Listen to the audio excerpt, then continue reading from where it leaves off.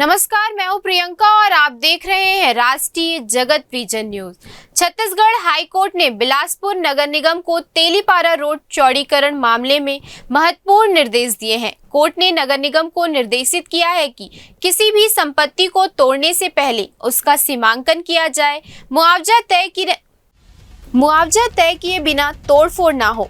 रौनक सलूजा, रीना सलूजा और वंशिका सलूजा ने high court में याचिका दायर की थी। नगर निगम ने 2 जून 2025 को उनके 3 मंजिला भवन और दुकानों को हटाने का आदेश दिया था। याचिकाकर्ता इस भवन के वैध मालिक हैं और नियमित रूप से प्रॉपर्टी टैक्स और कॉमर्शियल टैक्स का भुगतान करते हैं। याचिकाकर्ताओं के वकील सिद्धार्थ पांडे ने कहा कि नगर निगम सार्वजनिक हित में निजी भूमि का अधिग्रहण कर सकता है, लेकिन इसके लिए कानूनी प्रक्रिया का पालन जरूरी है। इसमें सीमांकन और उचित मुआवजे का प्रावधान शामिल है।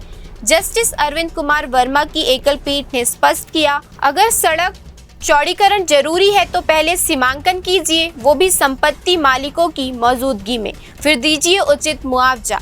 कोर्ट ने 2 टूक और कहा कि संविधान और कानून के खिलाफ जाकर किसी की जमीन को नुकसान पहुंचाना न न्याय संगत है और न ही स्वीकार्य।